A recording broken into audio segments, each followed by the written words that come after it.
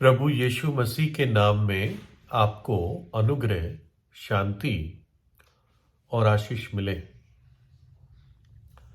इतिहास में एक ऐसा समय था जब जो गिरजाघर थे, उन्हीं के जो प्रीस्ट वगैरह होते थे, वो बाइबल का अनुवाद करने नहीं देते थे। ये मैं आपको जो समय बता रहा हूं, ये करीब अंदाजे से 1400-1500 ईस्वी की बात है।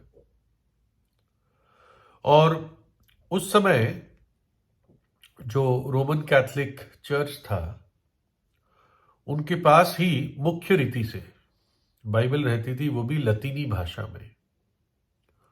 और ये आम जनता के पास पहुंचने नहीं देते थे। उनके कई कारण थे, उन कारणों पे अभी नहीं जाते, लेकिन आम जनता के पास बाइबल नहीं होती थी। और कोई लतीनी भाषा से किसी और भाषा में अनुवाद करता था बाइबल का, तो उस व्यक्ति को अपराधी माना जाता था, उसको मृत्यु दंड दिया जाता था।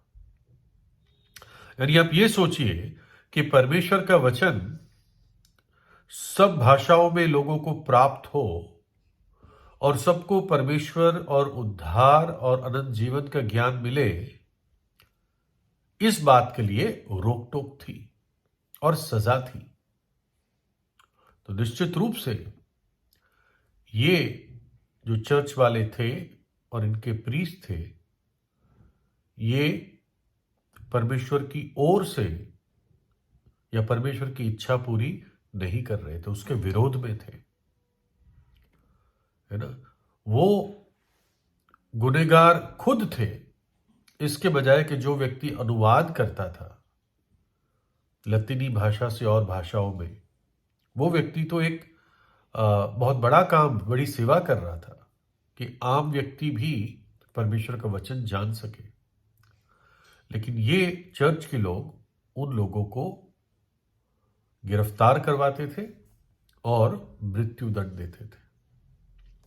इतना बुरा हाल था, है ना, कह सके तो ईसाई धर्म में। और हो सकता है आज भी ऐसे कुछ लोग हैं जो इसी विचारधारा के हैं कि बाइबल अनुवाद नहीं होना चाहिए, है ना। आप एक सीधी बात सोचिए कि मानो कि मेरे पास आपकी समस्या का एक समाधान है, लेकिन आप मेरी भाषा नहीं समझते, लेकिन मैं आपकी मदद करना चाहता हूं और आप भी जानना चाहते हैं। तो तरीका क्या है? तरीका यही है कि कोई ट्रांसलेटर मेरे और आपके बीच में हो, जो मेरी भाषा समझकर आपकी भाषा में बोला करे, मुझसे सुने और आपसे बोले, है ना। तभी तो कम्युनिकेशन हो पाएगा। तो परमेश्वर ने जो अपना वचन दिया था इब्रानी भाषा और यूनानी भाषा में, ये बाद में लतीनी भाषा में अनुवाद करके रुक गया और आम लोगों पर ये वचन नहीं पहुंच रहा था। और इसलिए कुछ अच्छे परमेश्वर के जन, परमेश्वर के दास, उन्होंने अपनी जान को खतरे में डालकर बाइबल का ट्रांसलेशन किया। इस कारण आज हमारे पास हमारी भाषाओं में परमेश्वर का वचन है ना। ऐसे कुछ बुरे लोगों ने बहुत कोशिश की कि बाइबल को आम लोगों के पास ना आने दें। तो एक रोमन कैथोलिक प्रीस्ट था, और ये बेल्जियम की बात है। और उसने एक भाई बहन रहते थे, उनको डांटा, उनको कहा कि ये बुरी पुस्तक तुम क्यों पढ़ते हो, और उसने उंगली बाइबल की तरफ दिखाई। अजीब बात है, चर्च का प्रीस्ट था और कह रहा था ये बुरी पुस्तक तुम क्यों पढ़ते हो। या तो इसलिए क्योंकि वो अनुवाद हो रखी थी बेल्जियम की आम भाषा में, इसलिए बुरी पुस्तक कह रहा था, है ना। लेकिन अजीब प्रीस्ट था। तो वो जो बहन थी, वो उस लड़के की बड़ी बहन थी। उस बहन ने कहा कि याजक साहब, मिस्टर प्रीस्ट, कुछ समय पहले मेरा भाई पक्का आलसी था, जुआ खेलता था, शराब पी के आता था और घर में इतना आवाज करता था कि कोई घर में रह नहीं पाता था। इतना दंगा करता था घर में। लेकिन जब से मेरा भाई इस पुस्तक को पढ़ने लगा है, बाइबल को पढ़ने लगा है, अब ये एक फैक्ट्री में काम करता है, अब ये शराब के ठेके पे जाता नहीं है, अब ये ताश नहीं खेलता, और हमारी बूढ़ी मां के लिए उसके हाथ में ये पैसे भी पकड़ाता है। और अब हमारे घर में आनंद है और हमारा घर शांत है, शांति है हमारे घर में। तो प्रीस्ट, मिस्टर प्रीस्ट, ये बताइए कि अगर ये पुस्तक बुरी है तो उसके फल अच्छे क्यों हैं? प्रभु यीशु मसीह ने ये कहा है कि अगर पेड़ बुरा है तो उसका फल भी बुरा है, और पेड़ अच्छा है तो उसका फल भी अच्छा है। तो उस बहन ने बहुत सही सवाल पूछा कि अगर ये पुस्तक बुरी है तो मेरे भाई के जीवन में अच्छे फल कैसे लग रहे हैं, इसका जीवन कैसे सुधर रहा है? जवाब दीजिए। अब हम पढ़ते हैं बाइबल अपने बारे में क्या कहती है ना। सेल्फ इवैल्यूएशन कई बार होता है, आप इंटरव्यू के लिए जाते हैं तो आपको खुद कहा जाता है कि भाई आप अपने सेल्फ इवैल्यूएशन कीजिए, अपनी ताकत क्या है बताइए, तुम्हारी कमजोरी क्या है ये बताइए। तो बाइबल अपने बारे में क्या कहती है?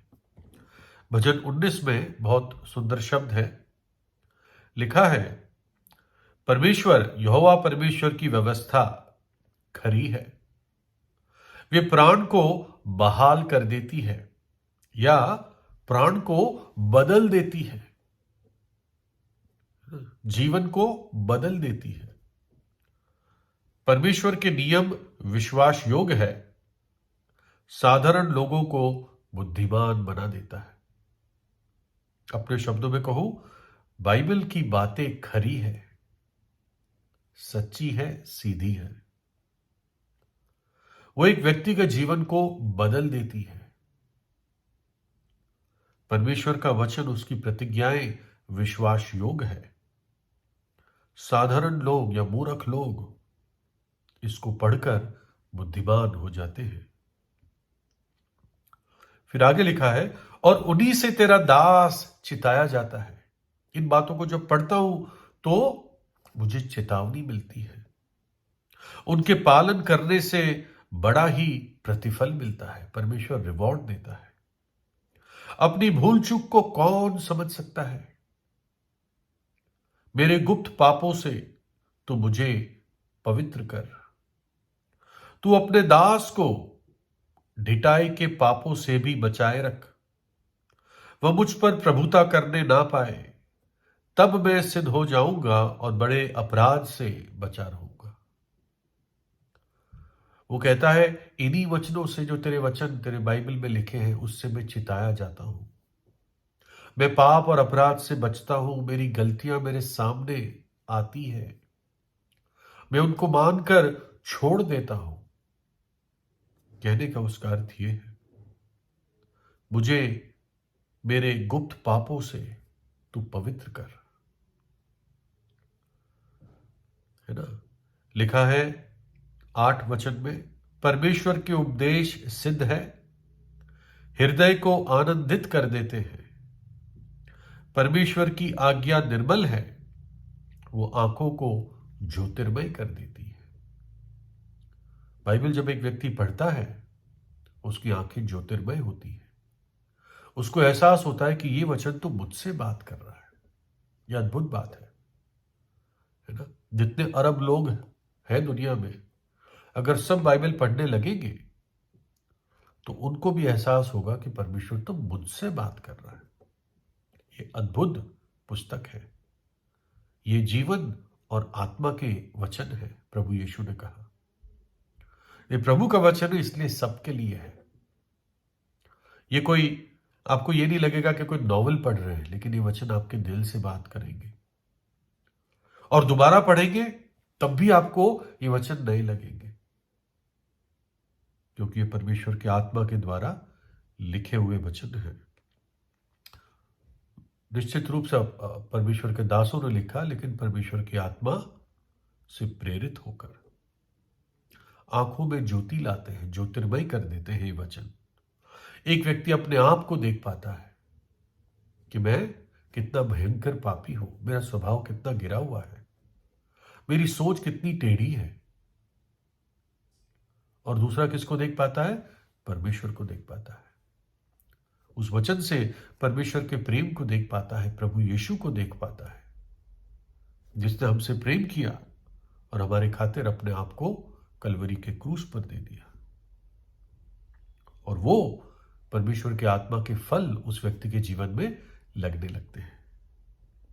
पर आत्मा का फल प्रेम, आनंद, मेल, धीरज, कृपा, भलाई, विश्वास, नम्रता और संयम है। ये फल उस व्यक्ति के जीवन में लगने लगते हैं जब वो परमेश्वर के वचन, बाइबल की आज्ञाओं को मानना शुरू करता है।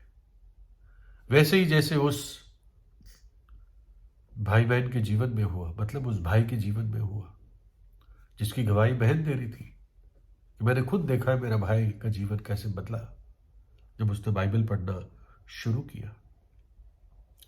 एक आदमी था, वो कह रहा था एक परमेश्वर के दास को कि मैं तो बाइबल में से कई बार गुजर के गया, यानी बहुत बार पढ़ा मैंने, है ना, बाइबल में से गुजर के गया। जैसे पन्ने पलटते पढ़ता है ना आदमी कि भाई I have gone through it, लेकिन मुझे तो इसमें कुछ जमा नहीं।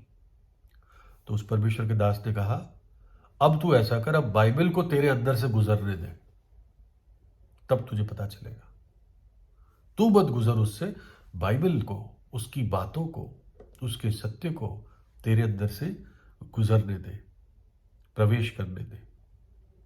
ना केवल बाइबल पापी को घायल करती है, लेकिन पापी के उद्धार के लिए रास्ता भी बताती है।